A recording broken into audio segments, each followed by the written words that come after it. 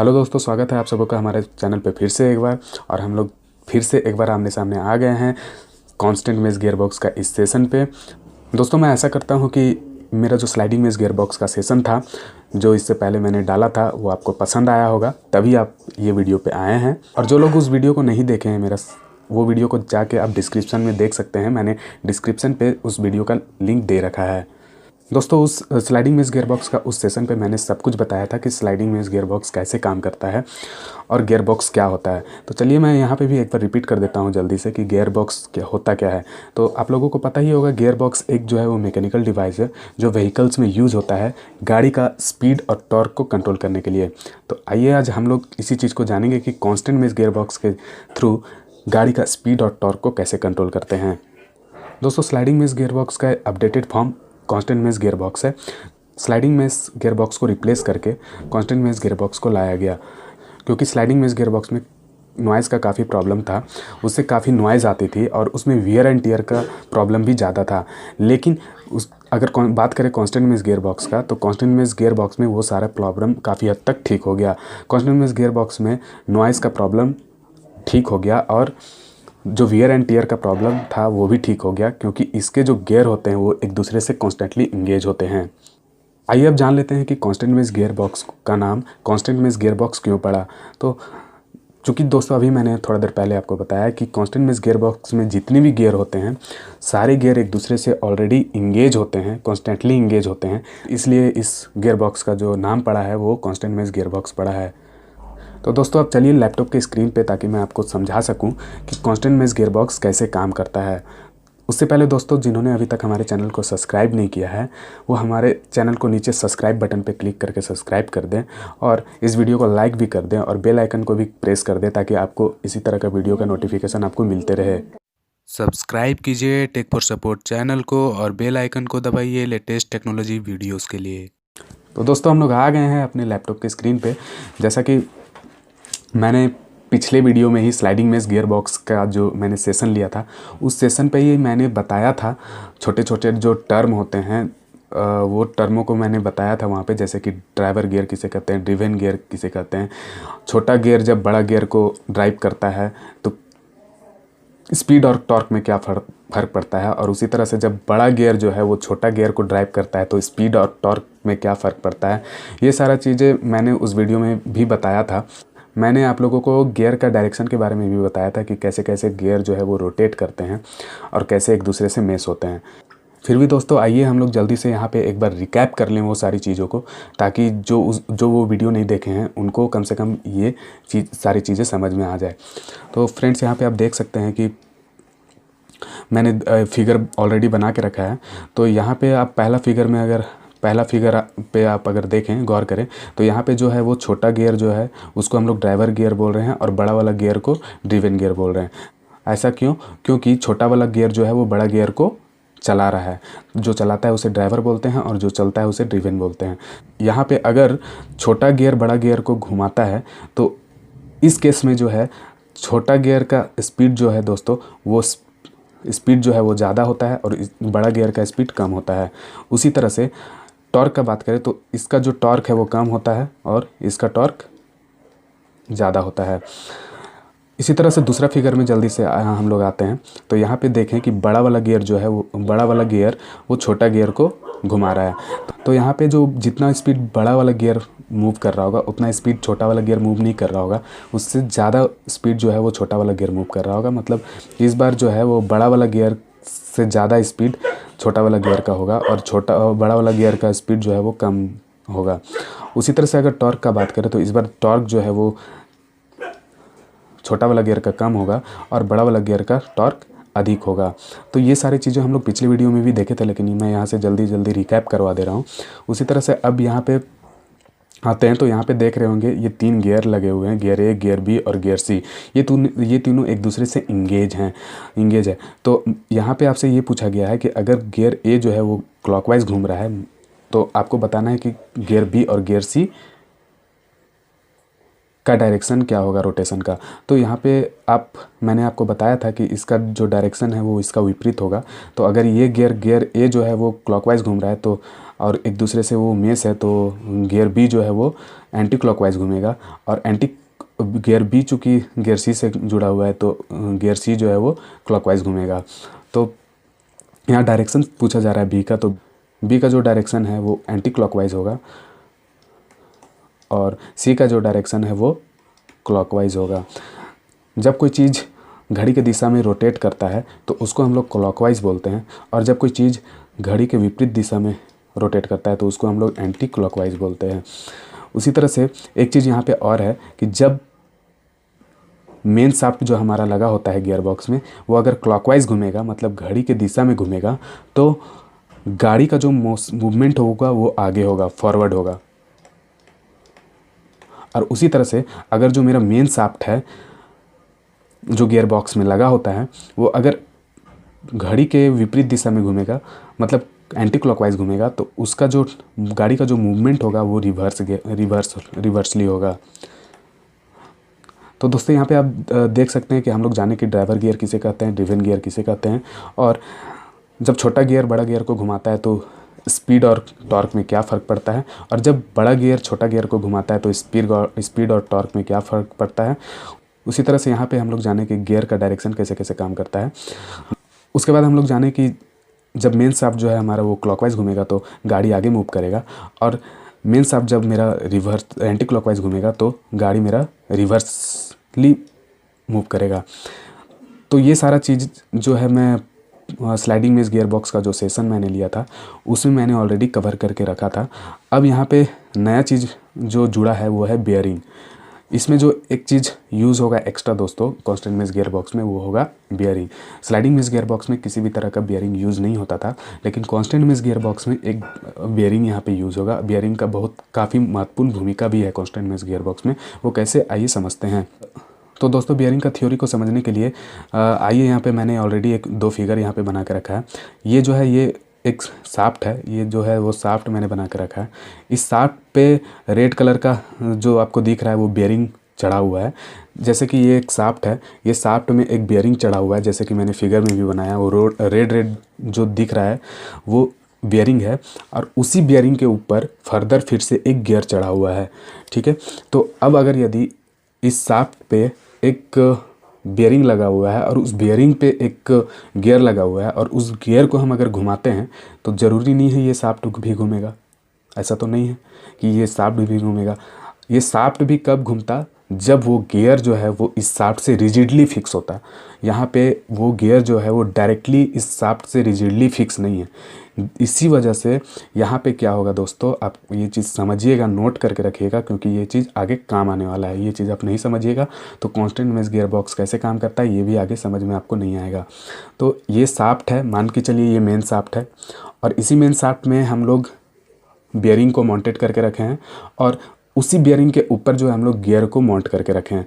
तो अगर गियर घूमेगा तो बेयरिंग की वजह से ये मेन शाफ्ट नहीं घूमेगा। इस चीज़ को नोट करके रखिएगा। उसी तरह से यहाँ पे ये फिगर में आइए, तो ये फिगर आपको समझ में आ गया होगा कि यहाँ पे जो रेड कलर का है वो बेयरिंग है, और बेयरिंग के ऊपर जो है वो गियर चढ़ा हुआ है। तो अगर ये गियर घूमेगा, ये गियर रोटेट करेगा, तो ये जो शाफ्ट है वो रोटेट नहीं करेगा। लेकिन इस केस में आइए दूसरा फिगर में, यहाँ पे आप देख सकते हैं कि यहाँ पे मैंने डॉग क्लच लगा के रखा है।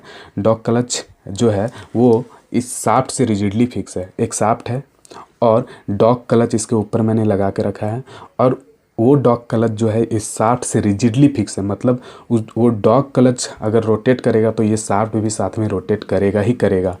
तो इस तरह से ये दोनों का अरेंजमेंट है। तो डॉग क्लच जो है वो इस शाफ्ट, यहाँ जो ये शाफ्ट लगा हुआ है इस शाफ्ट पे डॉग क्लच माउंटेड है, और ये डॉग क्लच घूमेगा, रोटेट करेगा, तो ये शाफ्ट भी रोटेट करेगा ही करेगा। इसको आप रोक नहीं सकते हैं। और ये डॉग क्लच, इसके साथ ही साथ ये डॉग क्लच जो है वो लेफ़्ट और राइट भी मूवमेंट करेगा। वो लेफ़्ट और राइट इसलिए मूवमेंट करेगा दोस्तों क्योंकि इसमें स्प्लाइंस बने हुए हैं। इसके जो ये जो लाइन बने हुए हैं, स्प्लाइन जो है, ये जो लाइन बने हुए हैं शाफ्ट में, उसी को हम लोग स्प्लाइन बोलते हैं। और उसी स्प्लाइन की मदद से डॉग क्लच जो है वो लेफ़्ट और राइट मूव करेगा। तो फ्रेंड्स आई थिंक ये भी चीज़ आपका क्लियर हो गया होगा। अब हम लोग आगे बढ़ते हैं। तो आइए दोस्तों, वो छोटे छोटे टर्म को समझने के बाद हम आ गए हैं कांस्टेंट मेश गियर बॉक्स का फिगर में। और अब ये चीज़ आपको समझने में बिल्कुल दिक्कत नहीं होगा अगर वो छोटे छोटे टर्म जो है वो आप समझ गए होंगे तो। दोस्तों कांस्टेंट मेश गियर बॉक्स कैसे काम करता है, इस चीज़ को समझने से पहले चलिए मैं आपको बता देता हूँ कि इसमें कौन से पार्ट्स होते हैं। तो यहाँ पे आप देख सकते हैं ये एक शाफ्ट है, ये एक शाफ्ट है जिसको हम लोग बोल रहे हैं इंजन शाफ्ट, और क्लच शाफ्ट के नाम से भी इसको हम लोग जानते हैं। इंजन शाफ्ट इसलिए क्योंकि ये इंजन से कनेक्ट होता है। उसके बाद यहाँ पे टॉप गियर, इस चीज़ को हम लोग टॉप गियर बोल रहे हैं क्योंकि ये जो है डायरेक्टली जो है इंजन शाफ्ट से जुड़ा हुआ है। उसके बाद ये ब्लू लाइन जो आपको दिख रहा है बीच में, वो इंडिकेट कर रहा है कि ये गियर और ये गियर एक दूसरे से मेश है, मतलब जुड़े हुए हैं। उसी चीज़ को ये ब्लू कलर इंडिकेट कर रहा है। नीचे आप आइएगा तो ये जो नीचे का शाफ्ट जो आपको दिख रहा है, ये शाफ्ट को हम लोग काउंटर शाफ्ट के नाम से जानते हैं, या हम लोग इसको ले शाफ्ट के नाम से भी जानते हैं। उसी तरह से इसमें जो है ले शाफ्ट में या काउंटर शाफ्ट में 4 गियर माउंटेड हैं। ये 1 गियर, ये 2 गियर और 3 गियर, ये 4 गियर इसमें माउंटेड हैं, जो कि रिजिडली फिक्स है इस काउंटर शाफ्ट से। चारों जो है रिजिडली फिक्स है, मतलब कि अगर ये गियर घुमा, कोई एक गियर घुमा तो ये काउंटर शाफ्ट घूमेगा ही घूमेगा, आप इसे रोक नहीं सकते। और अगर ये गियर भी घुमा तो ये घूमेगा ही घूमेगा, या ये गियर कह लो या ये गियर लास्ट वाला गियर कह लो, कोई भी गियर घुमा तो ये शाफ्ट जो है वो घूमेगा ही घूमेगा। या अगर शाफ्ट घुमा तो चारों गियर घूमेंगे। अगर ये शाफ्ट को मैं रोटेट करवा देता हूँ तो ये चारों गियर जो इसमें लगे हुए हैं, ये गियर ये गियर ये गियर और ये गियर, चारों गियर मूव करेंगे ही करेंगे, आप इसे रोक नहीं सकते हैं। तो इस तरह का काउंटर शाफ्ट और उनमें लगे गियरों का अरेंजमेंट है। उसी तरह से मेन शाफ्ट में सेकंड गियर जुड़ा हुआ है, दिख रहा होगा आप लोगों को। ये फर्स्ट गियर जुड़ा हुआ है और ये रिवर्स गियर जुड़ा हुआ है। ये तीनों गियर जो है वो मेन शाफ्ट में ही लगे हुए हैं। और ये इसका अरेंजमेंट मेन शाफ्ट के साथ कैसा है वो मैं आपको बता देता हूँ। ये जो मेन शाफ्ट है दोस्तों, ये मेन शाफ्ट के ऊपर जो है वो बेयरिंग लगा हुआ है। यहाँ जो है वो बेयरिंग लगा हुआ है, और उसी बेयरिंग के ऊपर जो है ये रिवर्स गियर माउंटेड है। उसी तरह से बात करें फर्स्ट गियर का, तो ये फर्स्ट गियर भी जो है दोस्तों यहाँ पे पहले बेयरिंग लगा हुआ है, और इसी बेयरिंग के ऊपर जो है वो माउंटेड है फर्स्ट गियर। उसी तरह से बात करें सेकंड गियर का, तो सेकंड गियर में भी बेयरिंग लगा हुआ है मेन शाफ्ट के ऊपर, और उसी बेयरिंग के ऊपर जो है वो सेकंड गियर माउंटेड है। और अब आते हैं दोस्तों ये डॉग क्लच का। इसका नाम जो है वो मेंशन किया हुआ नहीं है, मैं लिख देता हूँ यहाँ। इसका नाम डॉग क्लच है। और डॉग क्लच और मेन शाफ्ट का अरेंजमेंट कैसा है वो मैं आपको बता देता हूँ। ये डॉग क्लच जो है वो लेफ़्ट और राइट भी यहाँ पे स्लाइड कर सकता है इस मेन शाफ्ट पे, क्योंकि स्प्लाइंस इस शाफ्ट में बने हुए हैं। और साथ ही साथ दोस्तों ये जो डॉग क्लच है वो रिजिडली फिक्स है मेन शाफ्ट से, मतलब ये डॉग क्लच अगर घूमेगा तो मेन शाफ्ट भी घूमेगा ही घूमेगा, आप उसे रोक नहीं सकते हैं। या कह लो कि अगर मेन शाफ्ट घूमेगा तो रोटेट करेगा, तो डॉग क्लच भी रोटेट करेगा ही करेगा, आप उसे रोक नहीं सकते हैं, क्योंकि ये डॉग क्लच और मेन शाफ्ट के बीच का अरेंजमेंट में कोई भी बेयरिंग नहीं लगा हुआ है। तो इस तरह से डॉग क्लच और मेन शाफ्ट का अरेंजमेंट है यहाँ पे आप देखिएगा कि जो सारा गियर जो है वो एक दूसरे से मेश है। ये गियर कह लो और ये गियर कह लो एक दूसरे से मेश है ऑलरेडी। ये गियर कह लो, ये गियर कह लो एक दूसरे से मेश है ऑलरेडी। ये गियर कह लो या ये गियर कह लो एक दूसरे से मेश है, और ये गियर भी एक दूसरे से मेश है। यहाँ पे दोस्तों 3 गियर है। एक ये ऊपर वाला गियर रिवर्स गियर जिसे बोल रहे हैं, यहाँ एक आइडलर गियर भी होगा। और आइडलर गियर का काम तो मैंने पिछले वीडियो में स्लाइडिंग मेश गियर का वीडियो में आपको बताया था, यहाँ भी मैं बता दूंगा अभी थोड़ी देर बाद। और यहाँ पे एक गियर और है, नीचे वाला गियर। तो यहाँ पे जो है वो 3 गियर एक साथ मेश है। तो यहाँ इस अरेंजमेंट में आप नोटिस कीजिएगा तो सारा गियर जो है वो एक दूसरे से ऑलरेडी मेश है। स्लाइडिंग मेश गियर बॉक्स में क्या था कि वहाँ पे कोई भी गियर एक दूसरे से न्यूट्रल कंडीशन में मेश नहीं होते थे। अगर आप लीवर को दबाएंगे, गियर लीवर को प्रेस करेंगे या शिफ्ट करेंगे, तब जाके उसके अकॉर्डिंगली जो है वो गियर एक दूसरे से शिफ्ट अटैच होते थे, मेश होते थे। लेकिन यहाँ पे आप देखिएगा कि सारा गियर जो है वो एक दूसरे से ऑलरेडी मेश है। उसके साथ साथ दोस्तों यहाँ पे आप देख लीजिएगा कि यहाँ पे इस शाफ्ट को जो यहाँ पे एक और शाफ्ट है जिसको हम लोग आइडलर शाफ्ट के नाम से जानते हैं, और इस शाफ्ट में जो गियर लगा हुआ है उसे हम लोग आइडलर गियर के नाम से जानते हैं। उसी तरह से यहाँ पे जो है वो डॉग क्लच, जो 2 डॉग क्लच है वो 2 डॉग क्लच गियर लीवर से कनेक्ट होते हैं। और इसी गियर से ड्राइवर अपना गियर को शिफ्ट करता है। अब चलिए दोस्तों जान लेते हैं कि ये काम कैसे करता है। दोस्तों सबसे पहले जान लेते हैं कि ड्राइवर जब रिवर्स गियर लगाता है तो इस अरेंजमेंट के साथ क्या चेंजिंग होता है। जैसे ही ड्राइवर ने इस गियर लीवर की मदद से गियर को रिवर्स गियर में डाला तो उस केस में क्या होता है दोस्तों, मैं आपको बताता हूँ। ये जो डॉग क्लच दिख रहा है, ये डॉग क्लच जो है वो इस रिवर्स गियर से आके अटैच हो जाता है, मेस हो जाता है।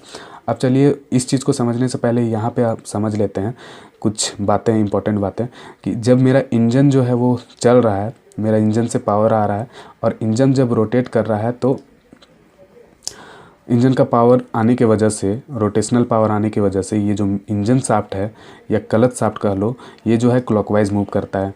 और इसका क्लॉकवाइज रोटेट करने की वजह से इसमें जो लगा हुआ टॉप गियर है वो भी क्लॉकवाइज रोटेट करता है। और टॉप गियर जब रोटेट करता है तो यहाँ पे जो नीचे वाला गियर है दोस्तों, वो जो है एंटी क्लॉकवाइज रोटेट करता है, क्योंकि डायरेक्शन का ज्ञान अभी थोड़ा देर पहले मैंने दिया था। और जब ये एंटी क्लॉकवाइज गियर मूव करता है तो इसका जो शाफ्ट है वो भी एंटी क्लॉकवाइज मूव करता है, रोटेट करता है। ये जो शाफ्ट है नीचे वाला काउंटर शाफ्ट, वो भी एंटी क्लॉकवाइज रोटेट करता है। और इसमें जो लगा हुआ जितना भी गियर है वो सारे गियर भी एंटी क्लॉकवाइज रोटेट करना चालू कर देते हैं, क्योंकि सारे गियर जो है वो काउंटर शाफ्ट से रिजिडली फिक्स होते हैं। अब दोस्तों यहाँ पे आप आइए देखिए कि ये जो आइडलर गियर है वो कैसे रोटेट करेगा। ये अगर एंटी क्लॉकवाइज रोटेट कर रहा है तो ये क्लॉकवाइज रोटेट करेगा, और ये जब क्लॉकवाइज रोटेट करेगा तो ये रिवर्स गियर जो है एंटी क्लॉकवाइज रोटेट करेगा। उसी तरह से ऊपर वाला गियर देख ले, फर्स्ट गियर को, तो ये चूँकि एंटी क्लॉकवाइज रोटेट कर रहा था उसका नीचे वाला गियर, तो ये गियर जो है वो क्लॉकवाइज रोटेट करेगा। उसी तरह से उसका नीचे वाला इस गियर में आए तो इस गियर में भी नीचे वाला गियर जो है वो एंटी क्लॉकवाइज रोटेट कर रहा था, तो सेकेंड गियर जो है वो क्लॉकवाइज रोटेट करेगा। तो इस तरह से आप देखें तो फर्स्ट टॉप गियर जो है वो क्लॉकवाइज रोटेट कर रहा है, सेकेंड गियर जो है वो क्लॉकवाइज रोटेट कर रहा है, फर्स्ट गियर जो है वो क्लॉकवाइज रोटेट कर रहा है, और एक रिवर्स गियर ही है जो एंटी क्लॉकवाइज रोटेट कर रहा है। और नीचे का जितने गियर हैं सारे गियर एंटी क्लॉकवाइज रोटेट कर रहे हैं, और आइडलर गियर जो है वो क्लॉकवाइज रोटेट कर रहा है। तो अब आपको समझ में आ गया होगा दोस्तों कि ये जो रिवर्स गियर है वो एंटी क्लॉकवाइज घूम रहा है। और अगर यदि इस गियर से हम डॉग क्लच को जोड़ दें तो डॉग क्लच भी जो है वो एंटी क्लॉकवाइज रोटेट करने लगेगा। और जब dog clutch anti clockwise rotate करने लगेगा तो ये मेन शाफ्ट भी एंटी क्लॉकवाइज रोटेट करने लगेगा। और जब मेन शाफ्ट रोटेट करने लगेगा एंटी क्लॉकवाइज तो गाड़ी जो है मेरा वो रिवर्स मूव करना चालू कर देगा। तो ऐसे काम करता है रिवर्स गियर। अब चलिए हम आपको बताते हैं कि जब ड्राइवर जो है वो फर्स्ट गियर में गाड़ी को ले जाता है तब क्या होता है। तो जैसे ही गियर लीवर की मदद से ड्राइवर जो है वो गियर को फर्स्ट गियर में डालता है तब क्या होता है दोस्तों, ये जो डॉग क्लच है, ये डॉग क्लच जो है वो लेफ़्ट मूव करता है इस तरफ। और लेफ़्ट मूव करने की वजह से इसमें जो बना हुआ टीथ है, इसके ऊपर जो बना हुआ टीथ है वो टीथ, और गियर के ऊपर साइड में भी जो बना हुआ टीथ है, इन दोनों टीथों के वजह से क्या होता है, वो एक दूसरे से जाके मेस हो जाते हैं। और मेस होने की वजह से क्या होता है दोस्तों कि फर्स्ट गियर से ये जाके मेस हो जाता है। अब जो है फर्स्ट गियर जितना स्पीड में घूम रहा है और जिस डायरेक्शन में घूम रहा है उसी डायरेक्शन और उसी स्पीड में ये डॉग क्लच घूमना चालू कर देगा, और उसी स्पीड और उसी डायरेक्शन में ये मेन शाफ्ट भी घूमना चालू कर देगा। और चूंकि ये क्लॉकवाइज डायरेक्शन में घूम रहा है तो डॉग क्लच भी इस बार क्लॉकवाइज घूमेगा और मेन शाफ्ट भी इस बार क्लॉकवाइज घूमेगा, और गाड़ी जो है वो आगे मूव करेगा, आगे मूव करना चालू करेगा।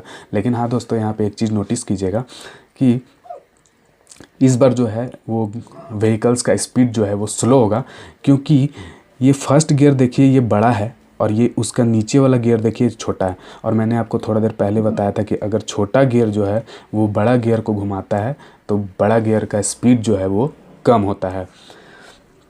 उसी तरह से आगे देखते हैं, जब ड्राइवर जो है वो सेकेंड गियर में गाड़ी को डालता है व्हीकल्स को, तब क्या होता है, ये जो डॉग क्लच है वो राइट मूव करता है और वो जो है इससे आके इंगेज हो जाता है। तो ये सेकेंड गियर जो जिस डायरेक्शन में घूम रहा है और जितना स्पीड में घूम रहा है, अब उसी स्पीड में जो है वो ये डॉग क्लच घूमेगा। तो ये जो है क्लॉकवाइज घूम रहा है तो ये डॉग क्लच भी इस बार क्लॉकवाइज घूमने लगेगा। और डॉग क्लच चूँकि मेन शाफ्ट से रिजिडली फिक्स है तो ये मेन शाफ्ट भी इस बार क्लॉकवाइज घूमेगा, तो गाड़ी आगे मूव करेगा, लेकिन और आगे मूव करेगा और कितना स्पीड में मूव करेगा, जितना स्पीड में ये गियर नंबर 2 मूव कर रहा है। तो इस बार आप देखिए दोस्तों यहाँ पे कि ये जो गियर है वो बड़ा है और ये छोटा गियर है। सेकेंड गियर जो है वो छोटा, और मैंने क्या बताया था कि अगर बड़ा गियर छोटा गियर को घुमाता है तो छोटा वाला गियर का स्पीड ज़्यादा होता है। तो इस बार जो है व्हीकल जो है वो थोड़ा ज़्यादा स्पीड में मूव करेगा, क्योंकि ये बड़ा गियर छोटा गियर को मूव कर रहा है। उसी तरह से अगर टॉप गियर में जब ड्राइवर जो है वो गाड़ी को डालता है तो ये डॉग क्लच इस बार लेफ़्ट मूव करेगा और इससे जाके डायरेक्टली इंगेज हो जाएगा। और जब इससे दोस्तों डायरेक्टली आके इंगेज हो जाएगा तो इस बार क्या होगा कि जितना भी पावर इंजन से आ रहा था वो सीधी डायरेक्ट पावर उधर चला जाएगा। इस बार जो है हम लोग कांस्टेंट मेश गियर बॉक्स से कोई भी स्पीड को कंट्रोल नहीं कर रहे हैं, कोई भी टॉर्क को कंट्रोल नहीं कर रहे हैं। जितना पावर और जितना टॉर्क मेरा इंजन से आया वो पावर को मैंने डायरेक्टली आगे भेज दिया मेन शाफ्ट में। तो टॉप गियर में यही होता है। तो दोस्तों जब मैंने फर्स्ट गियर में डाला था तो पावर का ट्रांसमिशन मैं बता देता हूँ कैसे हो रहा था। पावर जो है उधर से आ रहा था, उसके बाद वो पावर यहाँ गया, उसके बाद दोस्तों वो पावर जो है यहाँ गया और फिर यहाँ गया और फिर फाइनली जो है इधर गया। सेकेंड गियर में उसी तरह से देखें, सेकेंड गियर में पावर कैसे ट्रांसफ़र हो रहा था, पहले यहाँ गया, उसके बाद नीचे आया, उसके बाद यहाँ, फिर ऊपर गया, फिर इस तरह से। उसी तरह से थर्ड गियर टॉप गियर का बात करें तो टॉप गियर का अभी मैंने बताया वो सीधे पावर ट्रांसफ़र हो जाता है। तो आई थिंक दोस्तों आपको ये वीडियो समझ में आया होगा। कांस्टेंट मेश गियर बॉक्स का सारा कन्फ्यूज़न आप लोगों का दूर हो गया होगा। फिर भी अगर कोई कन्फ्यूज़न रह गया है तो नीचे कमेंट बॉक्स में कमेंट करके मुझे बताएं कि क्या कन्फ्यूज़न है आप लोगों को, मैं उसका रिप्लाई ज़रूर दूंगा। और जिन्होंने हमारे चैनल को अभी तक सब्सक्राइब नहीं किया है वो नीचे सब्सक्राइब बटन पर क्लिक करके सब्सक्राइब कर दें हमारे चैनल को, और बेल आइकन को भी दबा दें ताकि आपको इसी तरह का वीडियो का नोटिफिकेशन मिलते रहे। थैंक यू, धन्यवाद, वंदे मातरम।